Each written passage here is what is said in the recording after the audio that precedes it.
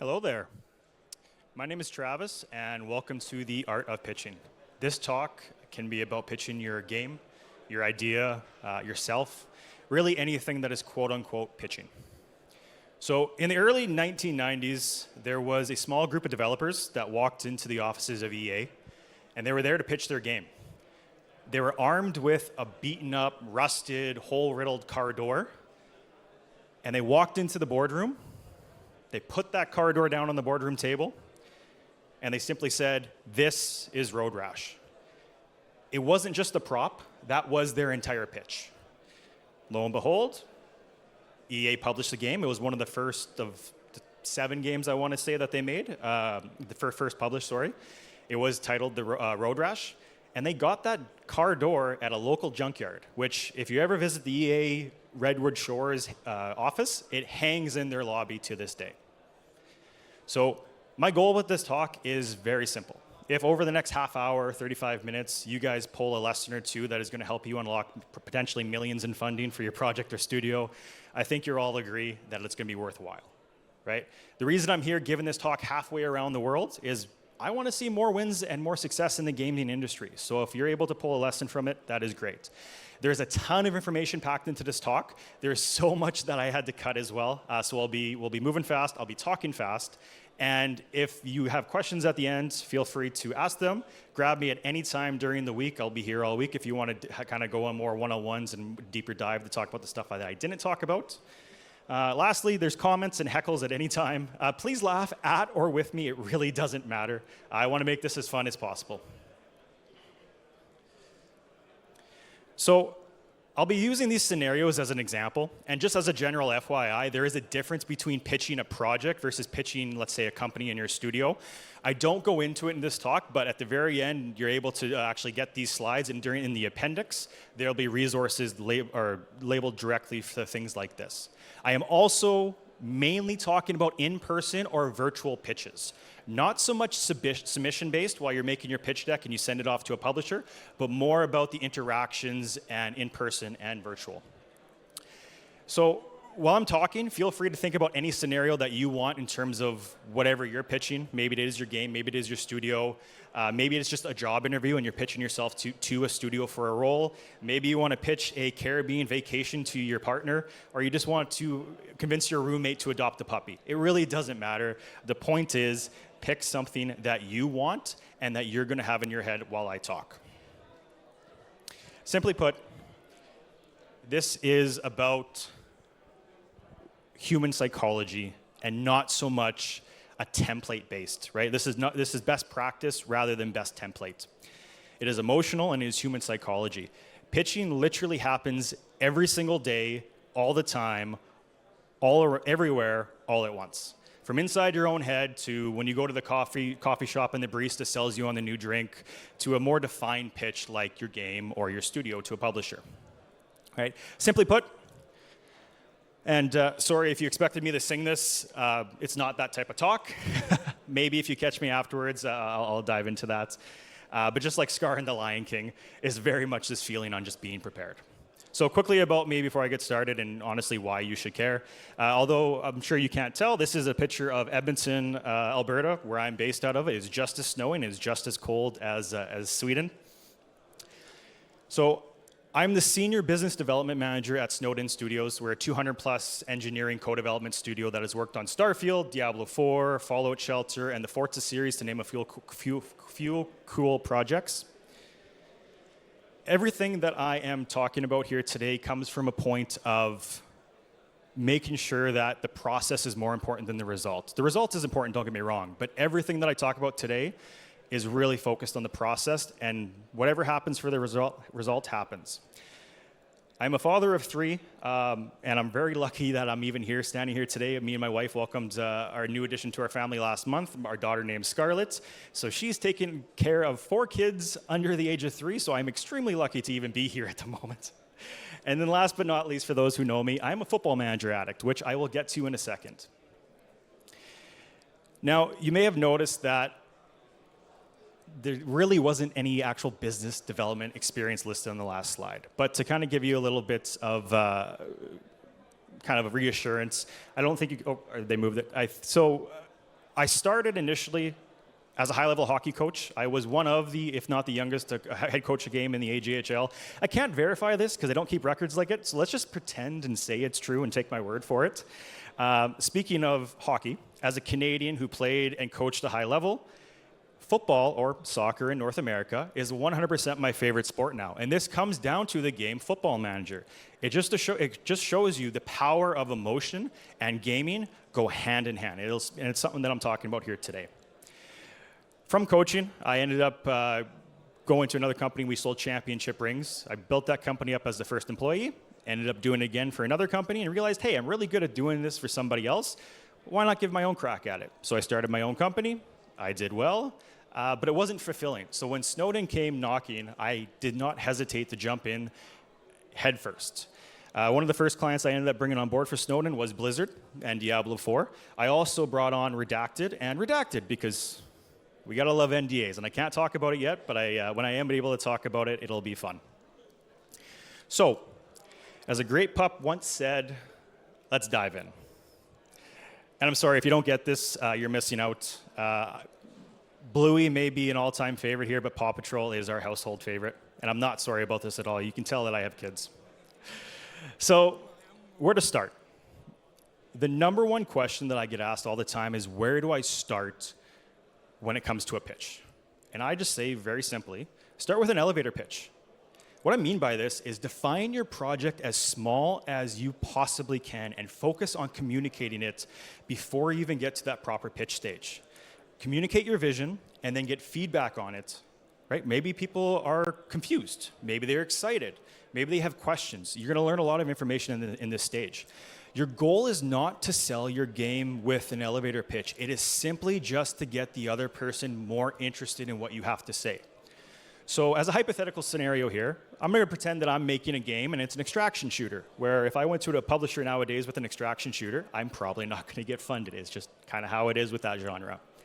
But instead of talking about features or gameplay, maybe I would just, lead with something like this, where we've all left somewhere and we've forgotten something important to us, whether it's our phone, our keys, your wallet.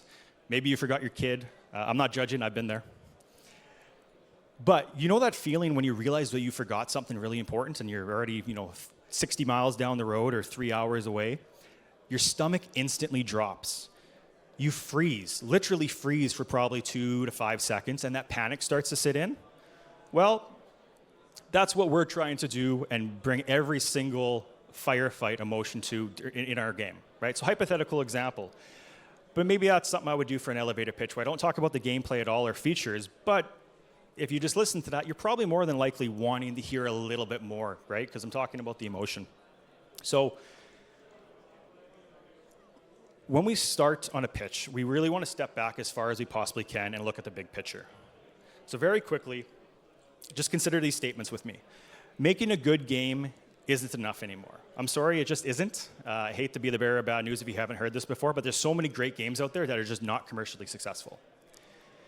In many situations, you only get one shot, right? Say you walk into somebody at Nordic Game here that is a big wig at a publisher that you want to talk to, or it's your dream publisher.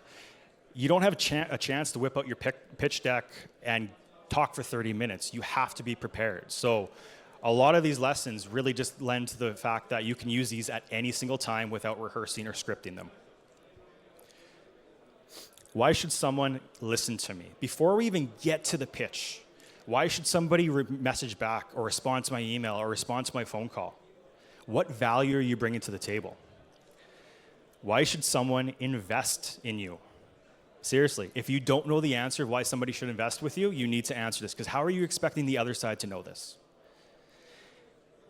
And then lastly, why should you invest in someone else or on the other side of this conversation? Are you just after their money? And that's absolutely fine. It's a completely fair thing to say. Or are you actually looking for a partner? Make sure you answer this question before you even start pitching to know exactly what you want and you don't want. So the next two slides here are probably the most important in my opinion. In reality, problems are pretty much the same every single time, and this is how we can kind of define them. You need money, This is an obvious one. It's probably one that pretty much everybody here needs and has. You need support. Maybe it's something specific, like you need support on user acquisition if you're a mobile game, or marketing, community management. Or maybe sometimes you just need help because you can't gain traction to save the life of you, right? Maybe you're pitching to a key hire, or maybe you're pitching to a co-founder. Regardless, me and Dory are here to tell you that these problems literally do not matter. Because it isn't about you. It's about the other side of this conversation, and this is something that everybody always forgets. What are their problems? Because sadly, they don't care about your problems. They may empathize with you and say, yeah, you know what, they realize that you need more money to finish your game, but guess what? They're not here to fix your problems. You're here to fix theirs. So think about it like this. If you're approaching a publisher and they're a new publisher and they are looking to get games out of the gate, bring some revenue in, build their brand image, et cetera, that's a problem you can help fix, and you can talk about that. Maybe they have a hole in their release calendar that you know about. They're not releasing anything, and your game would match up during that time frame. Guess what? That is a problem that you can help fix. Maybe they're looking to get into a certain market, right? Maybe they want to get into user-generated content, and that's exactly what your studio does. Guess what? That is a problem that you can fix. So, have you ever heard of KISS? And no, sorry, not these guys, as much as I would love it. But KISS. Keep it simple, sweetie, or stupid, depending on what you want to use for that acronym. And side note, I really don't know why they, and I don't know who they is, but I don't know why they just didn't keep it simple and drop the last S, because it says the exact same thing, keep it simple. This means that there's no assumptions. Your only assumption is to assume that whoever you're talking to does not know what you're talking about. Hold off on any sort of acronyms or jargon. It can build trust on one-on-one conversations, but you're running the risk of alienating people more than anything else. And keep things as simple as you can and explain like they're 5 years old, right? Try to dumb everything down as much as you can just so that there's no miscommunication. Remember that story that I told at the beginning with Road Rash? That is a perfect example of them keeping it simple. They didn't need a fancy pitch deck or talk for 30 minutes. They put a rusted car door on a boardroom table, and it communicated perfectly what their idea was for a violent, illegal street racing motorcycle game. So, over the lifetime of your project or studio, think of all the people that you're going to be pitching to. You're going to be pitching to your team. People who play your game genre, right? People who don't. If you have a booth that's set up here and people come up to it and you're doing again, let's say extraction shooter, but the person walks up to your booth and all they play is cozy farm sims, guess what? You still have to pitch them and explain why your game is worth them playing or at least taking a look at. Journalists, right? Platform dev relations. I'll come back to this one in a second. Investors, obviously. Publishers, et cetera, et cetera. This is a very long list, and it's not even coming close to the iceberg in terms of who you're pitching to here. There's very little overlap on what everybody knows here, so don't assume that they know what you're talking about. Very quickly, just show of hands, no judgment here. We're all essentially in the industry. Does anybody here not know what third party, second party, or first party mean? Right? So there's some hands that are going up. That is absolutely fair. You work in games, or you're wanting to work in games, and you don't know what third party means. And that's fine. I was there at one point at the same time. But it goes to show you, don't assume that just because the people are in games or who you're pitching to knows what you're talking about. Spell it out. So next is, how do we understand, and probably more importantly, how do we connect with them? Right? First, this is something that seems straightforward, but you'd be surprised. You really have to know who you're talking to. There are differences between talking to private equity versus venture capitalist. I'm assuming most people here won't talk to either, but if you ever get in that situation, know that there are differences. There are differences between talking to an angel investor versus somebody who is just a friend who is well off. And then there is differences between talking to a decision maker versus somebody on their team that isn't making that decision, but they have to pass their message, your message up internally and essentially champion your product. Unless you are, and honestly, you're probably not pitching to the CEO or the decision maker of a publisher right as your first point of contact. You need to make sure that you get a champion that is going to essentially help pitch you internally so that you can move that conversation along. And just in general, like, these are two questions that you should be asking. What games do they invest in and what games are right for them? Because if you don't know this answer, again, it is not about your problems, it is about their problems. So my best advice here, let's just be like Buddy. And during the entire point of this pitching conversation or pitching journey, just keep asking yourself this question: who the heck are you, and who the heck is this person? Understanding is the first step, but connection is the next level. That is way more important. Most people struggle with the how part of this, though, and really, it's simple. It's just emotion, right? Talk about things that are close to them. Sports, entertainment, games. We work in games. Please talk about games. You will get so much information from this. Talk about things that get them excited or angry. It is possible to build a bond and build a connection by getting anger out of the way and connecting that way. I don't recommend it. It's why we have a lot of things going on in the world how they are right now. So let's keep things positive and let's do more of an excitement, but it is still technically a method. And then lastly, speak to their passions. What are they working on that they're passionate about? Their projects, their community. And taking it one step further here. People want to like you if you go into the conversation really wanting to like them. So if you go into every single conversation and you think, hey, this person that I'm talking to is going to be my next best friend, it rubs off on them.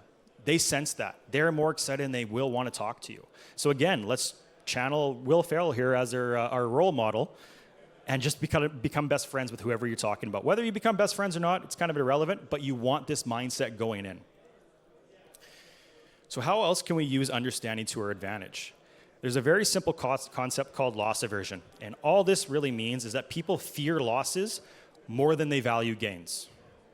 This can come in the form of fear of missing out and FOMO. I don't recommend you go this direction because of, let's say, ethical reasons, but technically you could. In general, though, when it comes to pitching, if there is a large risk for your project, maybe it's your genre, maybe you have an untested game mechanic, who knows? You need to speak about this and get that out of the way as early as you possibly can, because you could have everything perfect. But risk aversion will create inaction. And if it's too risky, and even if the person likes what you're talking about, if it's too risky for them, they're not going to do anything. So just like Billy Beane of the Oakland A's in Moneyball, or I guess in real life, because it was based on a real life story, there is a difference between hating to lose versus wanting to win. And we as humans, we typically hate to lose more. So really speak to that. Gotta love the formatting going from Google Slides to PowerPoint. Sorry about that. Speaking of information, I really was hoping to get some from you guys kind of during my next two slides here so I don't have to think of some examples. So very, very quickly, shout them out. Whenever it comes to your mind, don't think about it. What are some of your favorite games or games that you've played recently? Guitar Hero. What else? Yeah. Doom. I played that one too. That was fun. New God of War. That's awesome. So the point of why I asked this is people love to answer questions. Even when I'm so-and-so supposed to be the one giving a talk, as soon as I ask a question, people are more likely to speak up. So we want to use this to our advantage because honestly, you'd be surprised at what people will tell you if you simply ask. Right? So some example questions. Right, you're talking to somebody at your booth. What kind of games do you play? They'll tell you. What games have you invested in before? If it's not available online or you don't have public information, ask about it. The person will tell you. Want to know what the release schedule is looking like or their calendar? Ask. And then lastly, this is just a fancy way of saying, hey, you've seen my game or you've seen my pitch deck. What do you think this is going to cost budget-wise? You'd be surprised how many people don't even ask that question before going into a proper pitch meeting. Make sure that you're aligning yourself as much as possible. Either you're in alignment and you can work together, or you're going to realize, hey, I'm asking for $10 million and this person thinks that this game can get finished with $100,000. And at that point, you know there's a separation you're probably too far to overcome. So on the flip side, consider it like this.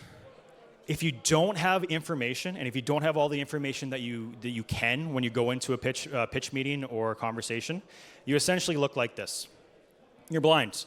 I don't know if this is Cheech or Chong. I haven't seen this in a long time, but this is essentially what you look like if you're not asking for information. Now, when it comes to information, again, there is somewhere out there, probably within this room, to whatever question that you want, that has done it before. They know the answer that you're looking for. It could be small things like research and development grants, free mentorship hours, portfolio reviews. That really doesn't matter. Please, please, please talk to them. Don't live in a bubble or under a rock. The more people that you talk to, the more that you're going to get the information that you need and figure out the best way forward. How is the next question I hear at this point? Well, it's really simple, and I've already given you the answer before. Approach people with value. It could be as simple as promising a key to your game when it releases. I think almost all of us in here would take a meeting for a game key. That's just who we are. If not, offer to buy them coffee or offer to buy them lunch. It really doesn't matter. But you should not be approaching people saying, hey, can I pick your brain, and not giving anything. Rather, you're taking stuff. Always try to give, and it'll get you so far. So what do we do with all this information? Well, we put it all together. We tell a story.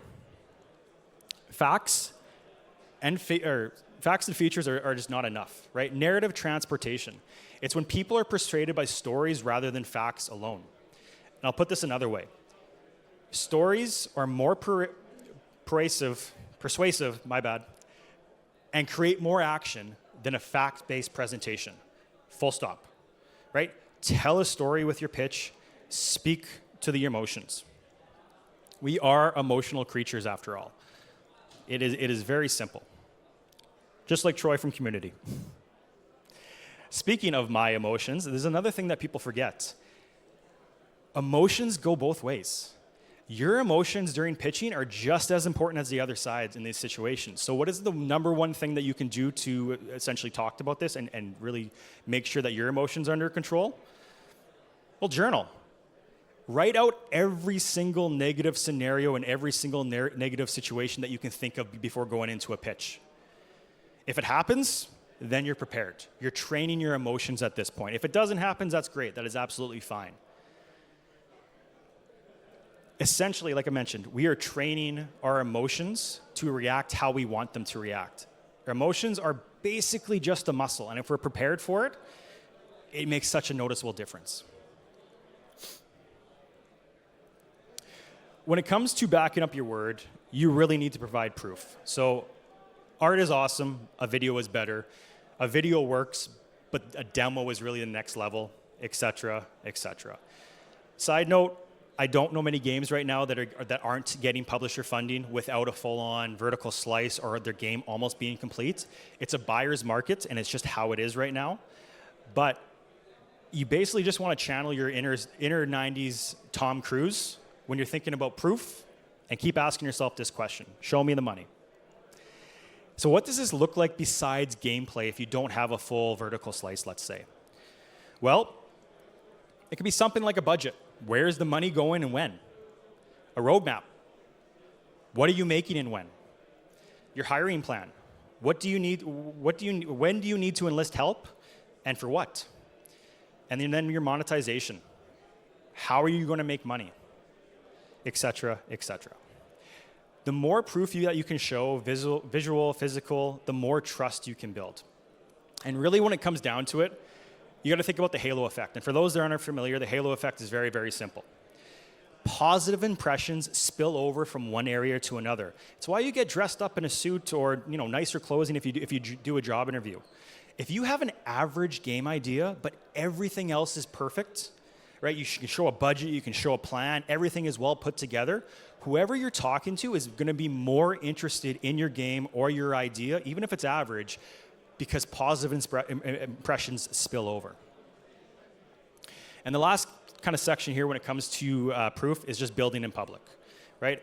If I can walk into a publisher's or investor's office with 1 million alpha requests, 500,000 wish lists, and a Discord community of 50,000 people, I'm probably going to get funded, right? If you can show the market is there and you've already started to capture it, it's going to get a whole lot easier for you.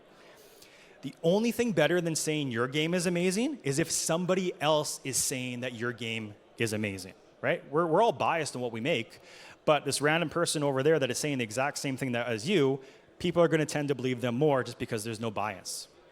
Let alone while you're building in public, you get a chance to get feedback and improve the game, which is a whole separate production and marketing conversation, which I won't get into.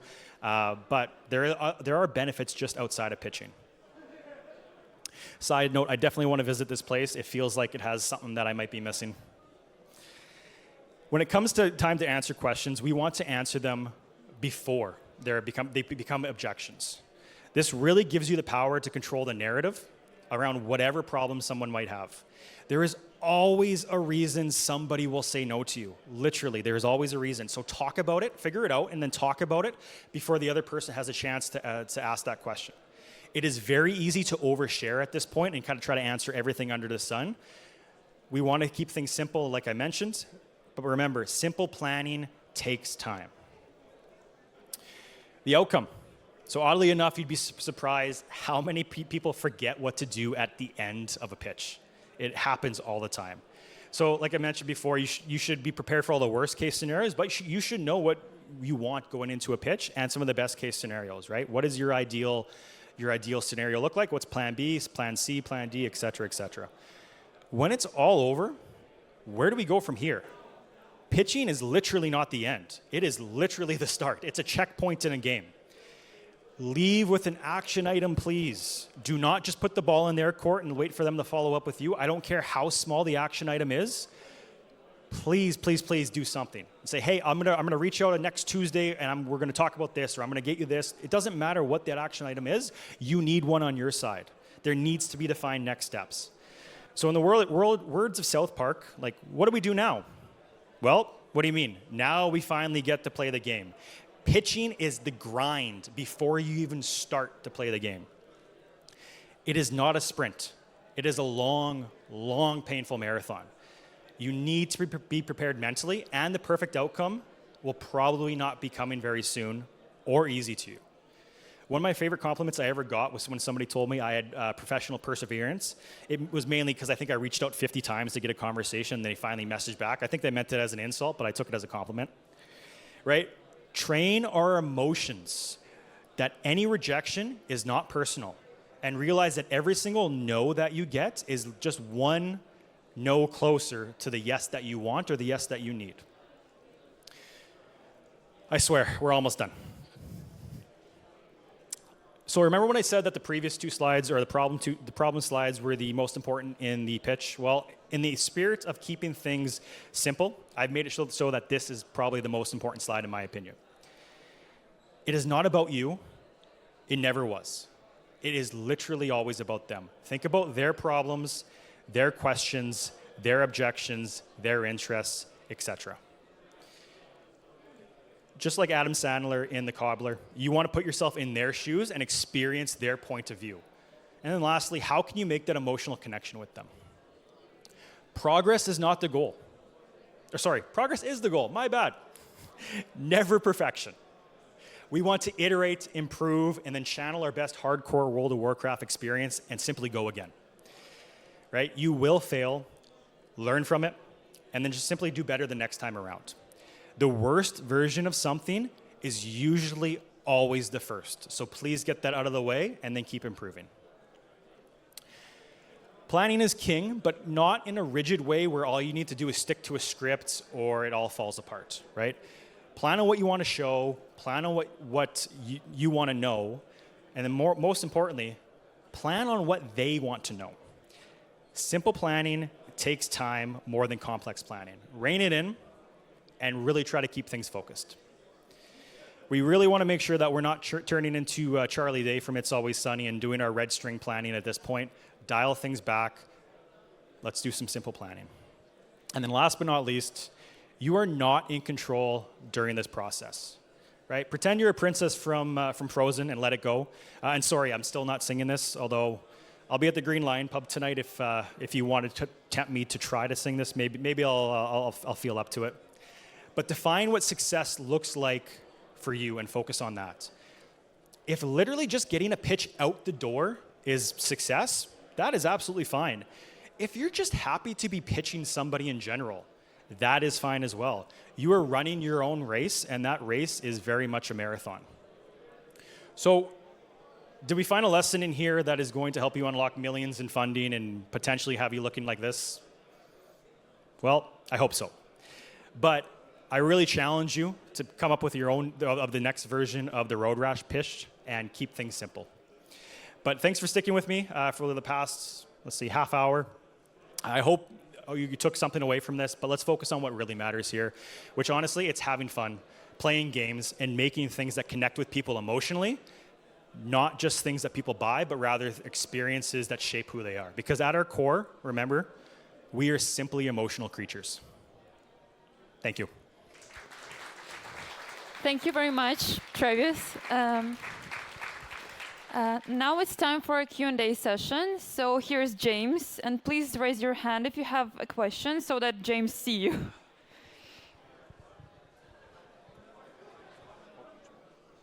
No questions? All right. Well, thank you. Perfect. If anybody does have questions, there is a slide link, QR code that you can download the slides with full notes. There is an appendix slide after this with a bunch of recommended resources that you can check out. And there's also another appendix slides which basically boils down this 30-minute talk into one slide and hits all the key points that you want. Otherwise, feel free to grab me anytime you see me during the week. Connect with me on LinkedIn. Find me at some after hours social events. It really doesn't matter. Feel free to come up. I'll be happy to chat with you. Thank you.